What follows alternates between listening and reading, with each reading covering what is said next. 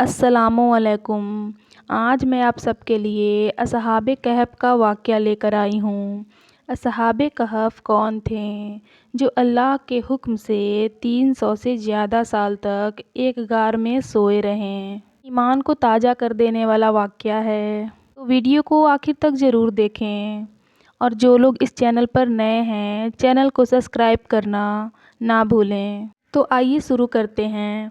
आज से हज़ारों साल कबल रूम के शहर एफिसस में एक जालिम और मुशरिक बादशाह की हुकूमत थी, जिसका नाम दकियानूस था। उसकी हुकूमत में जो शख्स बुत परस्ती नहीं करता, वो उसे कत्ल करवा देता।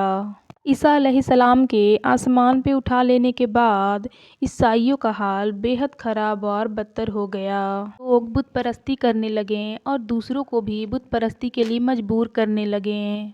उस शहर में कुछ नौजवान रहा करते थे जो तौहीद परस्त थे और जिन्होंने बुत परस्ती से इनकार कर दिया था। दकियानूस के जुल्म जबर से परेशान होकर ये लोग अपना ईमान बचाने के लिए उसके दरबार से भाग निकले और करीब के पहाड़ के गार में पनाह गुज़ी हुए और सो गए।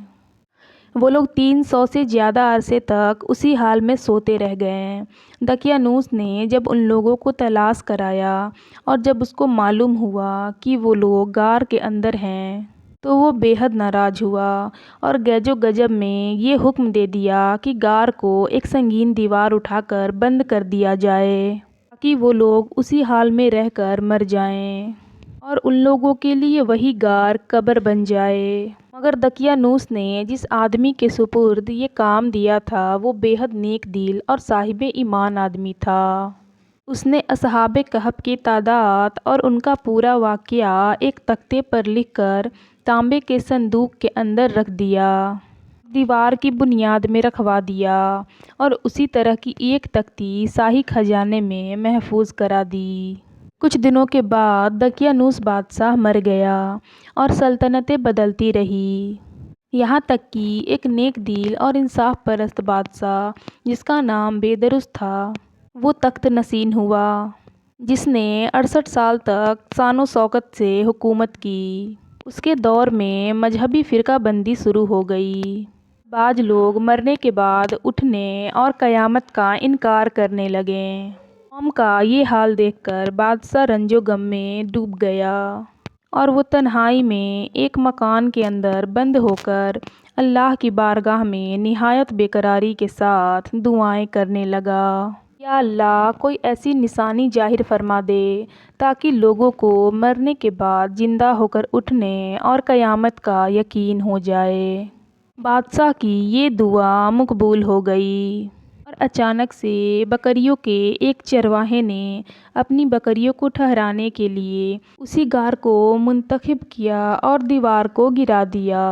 दीवार गिरते ही लोगों पर ऐसी हैबत और दहशत सवार हो गई कि दीवार गिराने वाले खौफ से वहाँ से भाग गए और असहाबे कहफ अल्लाह के हुक्म से अपनी नींद से बेदार होकर उठ बैठे और एक दूसरे से सलामो कलाम में मशगूल हो गए, इबादत कर ली। जब उन लोगों को भूख लगी तो उन लोगों ने अपने एक साथी यमलीखा से कहा कि तुम बाज़ार जाकर खाना लाओ।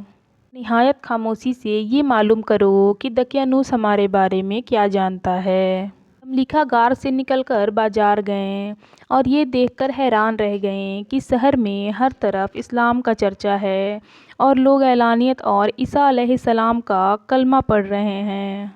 लिखा ये मंजर देखकर हैरान रह गया कि इलाही, ये क्या माजरा है। इस शहर में तो इस्लाम और ईमान का नाम भी लेना जुर्म था। आज इनकलाब कहाँ से और क्यों करा गया। फिर यमलीखा एक नान बाई की दुकान पर खाना लेने गया और दकियानूस के ज़माने का रुपया निकाल कर दिया। इसका चलन बंद हो चुका था। दुकानदार को शक हुआ कि शायद इस आदमी को कोई पुराना खजाना मिल गया है। दुकानदार ने उसे हुकाम के हवाले कर दिया और हुकाम ने उससे खजाने के बारे में पूछताछ शुरू कर दी। कहा, बताओ खजाना कहाँ है। लिखा ने कहा, कोई खजाना नहीं, ये हमारा रुपया है। हुकाम ने कहा, हम किस तरह मान लें ये रुपया तुम्हारा है। सिक्का तो 300 बरस पुराना है और सदियों गुजर गई اور اس سکے کا چلن بند ہو گیا ہے اور تم ابھی جوان ہو، لہٰذا صاف صاف بتاؤ مسئلہ کیا ہے؟ اس پر یملیکا نے کہا، تم لوگ یہ بتاؤ دقیانوس بادشاہ کا کیا حال ہے؟ حکام نے کہا، آج روئے زمین پر اس نام کا کوئی بادشاہ نہیں ہے۔ ہاں، سینکڑوں برس گزر گئے، اس نام کا ایک بے ایمان بادشاہ گزرا ہے جو بت پرست تھا۔ یملیکا نے کہا، ابھی کل ہی تو ہم لوگ اس سے اپنا ایمان اور جان بچا کر بھاگے ہیں۔ ہمارے ساتھی قریب ہی غار میں موجود ہیں، تم لوگ میرے ساتھ چلو، میں تم لوگوں کو ان سے ملا دیتا ہوں۔ چنانچہ حکام اور پورا شہر اس غار کے پاس پہنچے۔ اصحاب کہف یملیکا کے انتظار میں تھے۔ جب اس کی واپسی میں دیر ہوئی تو ان لوگوں نے خیال کر لیا شاید یملیکا گرفتار ہو گیا، اور جب غار کی طرف آتے ہوئے بہت سارے لوگوں کو دیکھا تو وہ سمجھے کہ دقیانوس کی فوج ہماری گرفتاری کے لیے آن پہنچے ہیں۔ تو یہ لوگ نہایت اخلاص کے ساتھ ذکر الہی اور توبہ و استغفار میں مشغول ہو گئے۔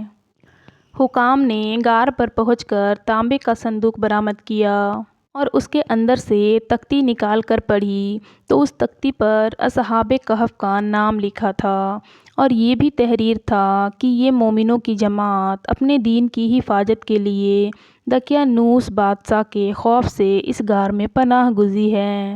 دقیانوس نے خبر پا کر ایک دیوار سے ان لوگوں کو اس غار میں بند کر دیا ہے۔